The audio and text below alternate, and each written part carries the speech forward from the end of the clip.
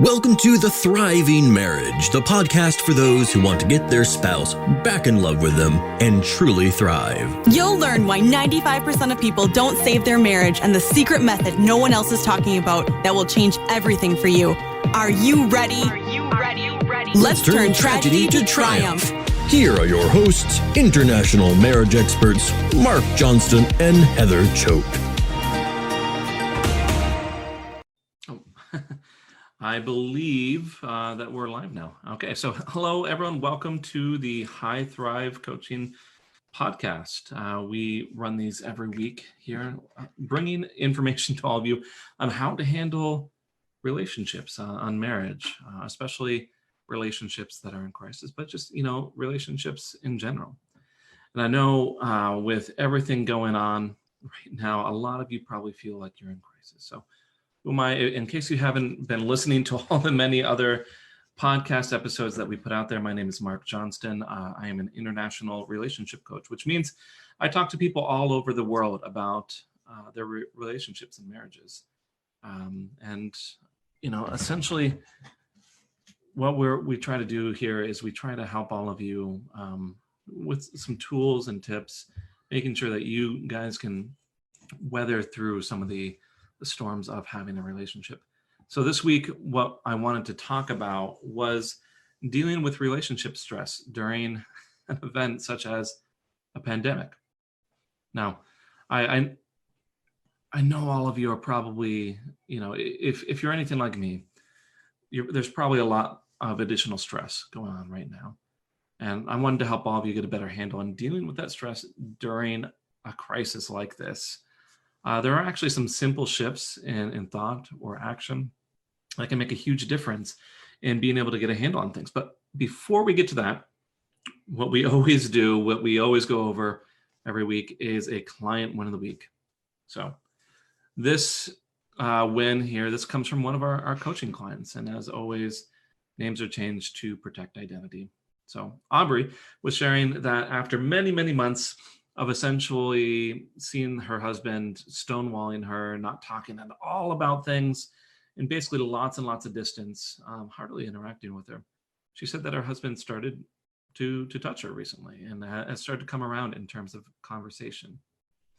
Now I'm going to point out that typically in scenarios like this, people don't start to introduce any sort of sexual interest or anything along those lines unless there is some level of comfort in the relationship and there is some interest in being around the other person.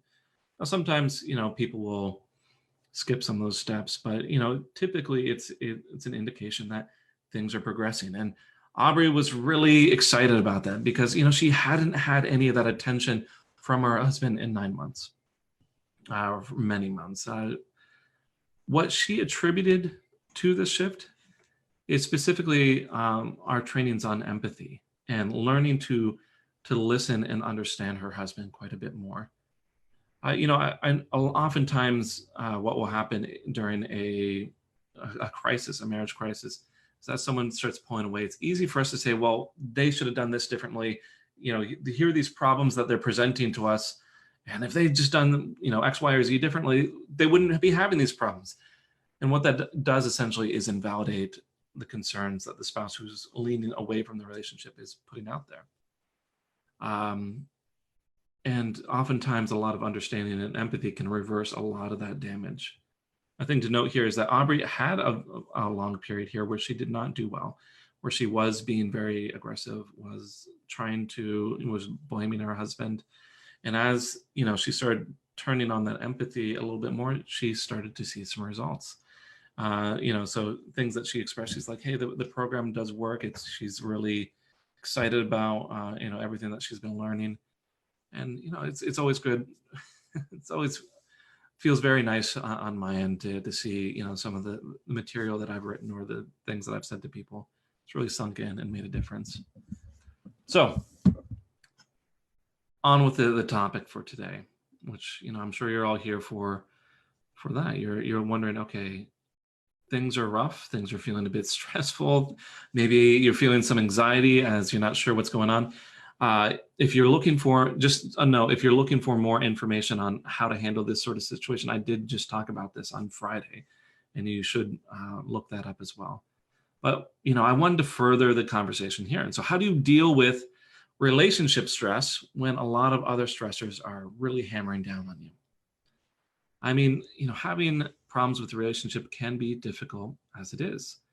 And when you throw on top all this additional stressors such as a pandemic, disruption of schedule or other expectations, or maybe a loss of income, an inability to use typical coping mechanisms because there's not as much space, people are much more quickly going to reach their stress threshold. There's that SH sound right in the word, and things start to spiral out of control. So what is that stress threshold that I'm talking about here? So basically, most everyone has some ability to handle some amount of worry or stress or anxiety. And everyone also has a threshold for that, or a breaking point where once reached, they're going to be much less likely to act rationally. People tend, when they start to approach that threshold or cross that threshold, people tend to lean towards, specific quirks or unhealthy behavior. And I've said many times here on the podcast, like me, I know myself. I know that when I tend to get much more stressed, I tend to lean more towards some depressive symptoms, and I shut down, and I don't want to deal with anything, and I just close people out. That's when I'm really, really not feeling well. Ideally, I don't get to that space very often, and I do what I can to maintain my healthy mindset. But even I do get to that point on occasion. And what my point here, though, is everyone has a threshold, and everyone reacts to that in different ways. Our body essentially sends us into a fight or flight mode at this point. And in terms of relationship issues, that sometimes means avoidance, like I was just mentioning, or stonewalling, like was going on with Aubrey, or maybe an escalating argument, defensiveness, contempt, or criticism, some of those precursors to separation. Even earlier this week, like I said, I'm not immune to these things myself. Earlier this week, Jen and I were, my wife Jen and I were really stressed. We were starting to approach some of those thresholds. The kids were acting up because they're all home from school. They're getting bored, and they're starting to cause fights with each other. And I bet if any of you have young kids, you probably know a little bit what I'm talking about. Our home really wasn't a peaceful environment, and both Jen and I need that calm to be able to remain calm ourselves, or it's just very difficult otherwise. So my wife responded by going into power mode, and she was cleaning and snapping at people who came to talk to her. I responded by retreating, not wanting to talk to anyone. And I soon, after I took a break from things, I realized, okay, I need to do something different here. So what did I do to resolve this? As I started to take charge of some things. Our tendency, I'm going to explain that in a second. Our tendency, most people's tendency, I want to know if any of you have heard these sort of things said, as stress has risen up, or as people have talked about problems. You might hear your spouse or yourself saying, okay, things will be better when blank, or if only Johnny or Susie or my husband or my wife did blank, if they only communicated more, if they only helped out, if they only wanted the marriage a little bit more, if they only would work on things would be better. Or, just boiling it down, my husband, my wife just needs to do whatever it is. This is essentially an act of blaming others. And where some, of course, many times this is going to be valid. You might say, well, if only my husband would end his affair, things would be better. Of course it would. I'm not going to discount that. But it is some amount of blaming others and waiting for change, waiting for solutions to come from others. And essentially, that right there, waiting for others to change, waiting for solutions from others, in and of itself can create a lot of stress in these situations. If you think about it, like during a pandemic, we're saying, okay, if only our president would put in these measures, or if only people would stay inside, it would just, and what happens is we give away a lot of our control to other situations, other people.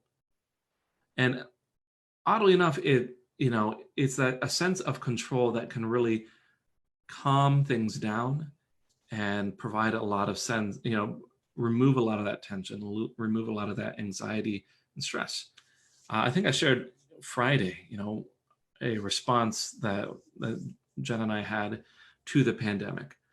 So my wife was really worried about things. She had heard, stores are running out.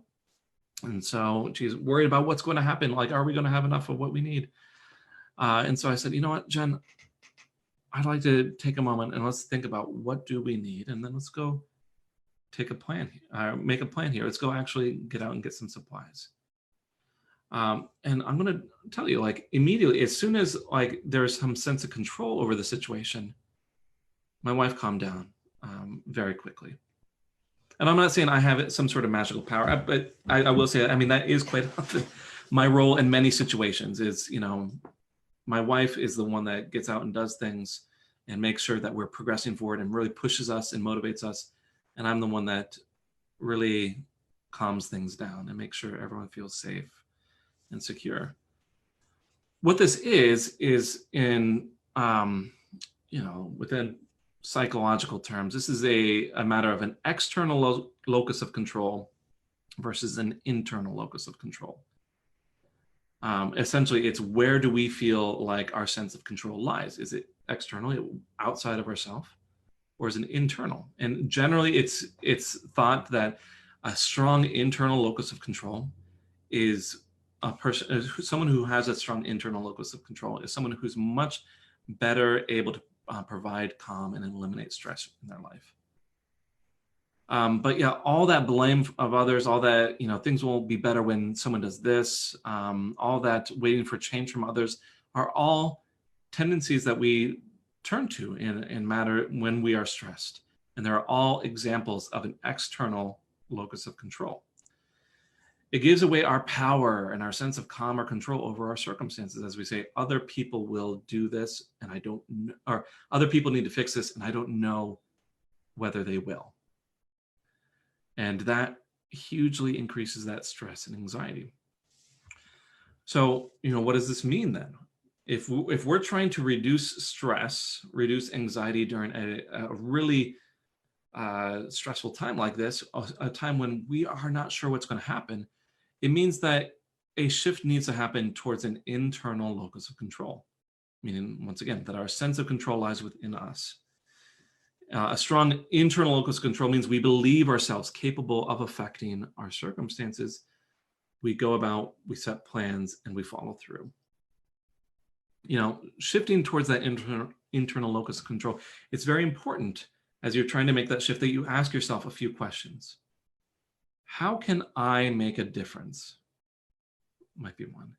When I saw my wife stressed, I could have sat there and said, there's nothing I can do. She's stressed and she needs to get over it. She's the one that's stressed. It's her problem, I could have said. And this is such a low scale example, but it's the first one that comes to mind as I talk about this. The result of that, though, would have been my wife would have continued to be stressed and anxious and panic, and that would have affected everyone else in the family. And so instead, I asked myself, okay, how can I make a difference here? I said, okay, I'm going to go approach my wife. I'm going to go help her to calm down. And next question is, what do I have some control over? I couldn't physically make my wife calm down.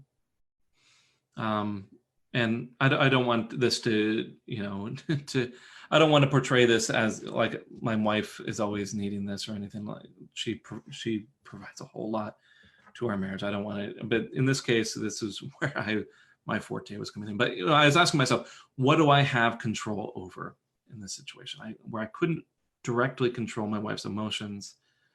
I knew enough about these sort of circumstances that I knew if my wife felt a sense of some stability, a plan, it would very likely help her to feel more calm. similar situations. Sometimes when, we have family members that have health concerns, my wife really it starts to worry about them when these things happen. And I provide a sense of a plan, giving her a sense of control over the situation really helps calm her down. As we're asking ourselves these questions, how can I make a difference? What do I have control over? Even before we get into those, it's important to ask yourself, what do I want? Oftentimes we go into these sort of situations not really understanding what it is that we're trying to get out of all this. I ask people, what do they want all the time? And they'll say, well, I want happiness. I want calm. I want, any number of very broad, vague goals. And those become really difficult to get to work on because, it just seems too overwhelming, too broad. And so, you might, like I mentioned on Friday's special podcast, you might need to break some of those goals down. And, a further question is, how am I going to get the things that I want? Do you hear all these questions here? There's not really necessarily a set order to these, but all of these are directing the circumstances towards yourself taking action, yourself, organizing things, and, really identifying a direction to go in. If we had to even go further with questions, if others are providing obstacles, what is my response and how I still go about achieving my goals? It was very possible in that moment, as I tried to provide a plan for my wife, she could have rejected it. She said, no, we can't do the X, Y, or Z. Like maybe we can't spend money for extra supplies, or maybe the kids need us here, or whatever it happens to be. If I'm still trying to provide control there, people will provide obstacles like that. Now, my wife didn't in this case, but sometimes people do. And you can still go about asking yourself, okay, even if these obstacles are in place, how might I go about achieving my goals, going through with my plan, even if others are placing obstacles in the way? The risk here within a relationship, this is very simple concept if you're just talking about yourself. If you go about saying, okay, this is what I want, I'm going to break my goals down, this is how I'm going to get it, this is my first step, it's all very simple. But now you involve someone else's will, someone else's choices, and it starts to get a bit more complicated. And, we start to have a bit of a balance of providing control or stability and being controlling. Recently, I was talking with a client whose spouse was, had been engaged in an affair.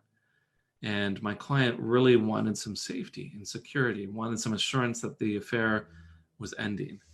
And the spouse thought that a lot of these measures for assurance was much too controlling. It was limiting their options. And there becomes this fine line of like, okay, let's provide some sense of control and some way forward, and without being controlling. And I just want to touch on that for a moment. If we're trying to provide control and stability, if we're trying to reduce that tension or anxiety or stress, that control and stability is about providing expectations and a sense of a plan. Being in control, like, having that stability, means confidence and decisive action. It means looking at your own actions. What do I need to do, rather than what do other people need to do to solve this? We might say, okay, well, yeah, I'm taking control over my life. I'm taking control over my own marriage by demanding that my partner, have physical affection with me, or by telling them that by demanding that they emotionally connect with me and have this conversation. I do hear people do these sort of things. Or they're saying, I'm being very confident by telling my partner how it is and what I want. But being in control is not that. It's looking at your own actions and making sure that the changes that are being enacted apply to you if it doesn't have to apply to other people, it applies just as much to you. Being controlling, however, does not allow for choice. It does not allow for someone to be flexible or look for other solutions. Being controlling requires other people to change. And being controlling punishes others for not cooperating. This is a really fine line to walk, especially if this is a sensitive area in your marriage. And it's not something that I can easily explain within a few minutes on a podcast on this one subtopic for this week. And if this is an area that you're really struggling against, like if your spouse is saying that you're being too controlling and you're wondering why, I'm just going to say you're going to need some support on that. And certainly we would love to help you if you're interested. Let us know in the comments. But essentially, to kind of summarize what all is going on here is if you're looking to manage stress during this very stressful time, this is going to be about you, as in having that internal locus of control, making sure that you yourself are examining what you have control over and what you can affect and where you can make a difference and what rules can apply to you to change or shift things. Certainly this isn't everything, like I said, and certainly I do talk about this quite a bit more, even on Friday's podcast. And so if you're needing a little bit more information, please don't just think, okay, this is all that's needed. There are other aspects. I'm just saying that for you to reduce your own stress, a sense of control over the situation is needed. And my only other caution is don't cross that line of taking control over your situation. Don't take it to the point of being controlling over others, where their choices, their opinions aren't really considered. That will ultimately, essentially that takes away control from them and increases their stress and anxiety. And now you have this, another situation going on here. So that's what I have to say about this. Now, as always, if you need help, let us know. We can see what we can do to give you support. We are being, fairly flexible on some of our plans these days. And so if you've tried to get help from us before and you thought it was too expensive, check us out again. We are opening the doors a bit more and wanting to make sure that we can have a plan that fits you. Now, as always, every week during the podcast, we have what I call a marriage mythbuster. And this comes about from an encounter that I had late last week. I was helping a client set some boundaries within their relationship.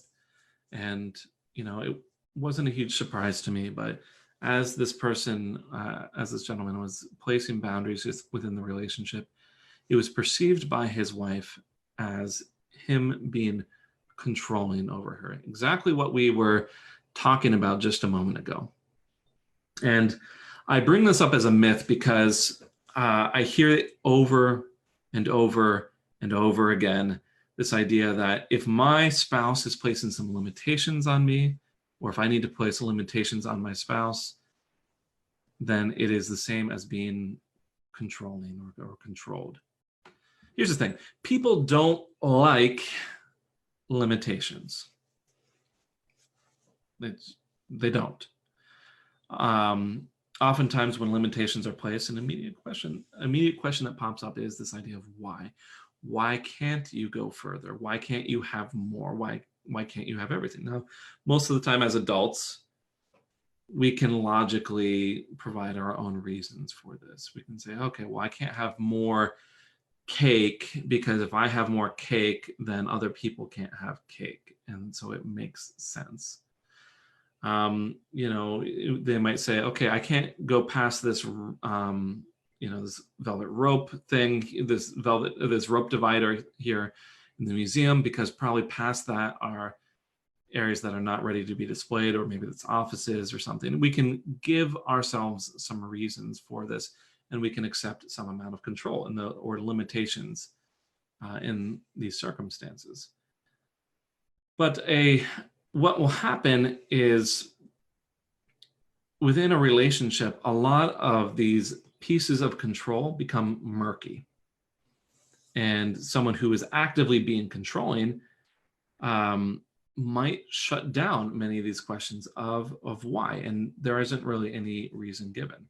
And it's not out of maliciousness, it's not out of an attempt to be controlling, it's more out of a sense that everyone understands the reasons for the limitations or the control. You know, going back to this client that I was talking about, whose spouse had been engaged in an affair. You know, it seemed reasonable to my client saying, "Hey, I need to be able to know where you are," because, and that's all that was said. What was left unsaid was that my client really felt insecure within the relationship, that he was worried about the affair continuing. And, as we dug deeper into that, it was really about a sense of feeling out of control and a sense of disrespect, as though the pain that he was experiencing wasn't being considered. That scenario is much more understanding. It's understandable if someone saying, "I really need some assurance and some respect in my life." And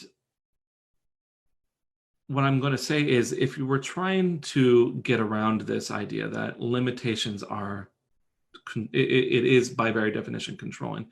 If we want to get around this sort of interaction, a person setting healthy boundaries does really need to help there to be a lot of understanding on both sides. When I work with clients, I talk a lot about setting healthy boundaries. And it involves a fair amount of, explaining the healthy reasons to set limits. Like I mentioned here with this client that I was talking with, it wasn't just about saying to his wife, "I need to know where you're at." It was saying, I helped him to be able to communicate to his wife the deeper emotional reasons that were actually very reasonable. And even beyond that, the understanding for the reasons for the boundaries is needed. The understanding for why those boundaries might be difficult, where, on the person where we are placing limitations. In this case, I talked to my client about his wife's response, her not liking the limitations he was setting, because one, it restricted some of her freedom. So she said. As long as we have something that acknowledges that addresses those needs as well, then we get around this idea that limitations is an act of someone being controlling, and we get into this dialogue, we get into this understanding. So, once again, this is not a simple matter. There are so many nuances to these sort of interactions. And, we've been kind of going over a lot of topics today. So if you are really having difficulty handling the stress during a crisis like this, or you're really having a difficult time, with complaints from your spouse about being controlling or feeling controlled yourself, not being respected, not feeling heard, not feeling validated, if you need some support, please talk to us. It's exactly what we're here for. Now, I'm going to admit, we might respond to you and say, "Hey, here is a plan. Here's our plan going forward," which involves meeting with us, which will involve a cost. But, I'm going to say these sort of things are difficult to navigate without an outside perspective, a neutral outside perspective, someone who can look at things very objectively, like myself. So if you need help, let us know, and we would love to help you. Next week, as things develop, especially with the pandemic and whatnot, we're going to continue to talk about this. I want to make sure that we are giving you plenty of tools, plenty of support during a crisis like this. And I'm going to keep giving more material on this until it all dies down. And you guys tell me, David, we're tired of it. We're done. We're feeling secure. We want to talk about some other things. So I'm really wanting to focus on making sure that you all feel better and secure during this uncertain time right here. So we'll be continuing to talk about that next week. So tune in. We'll be right here in the Thriving Marriage Facebook group. And, of course, these do go on YouTube as well. So thank you all for listening. And I will see you all next week.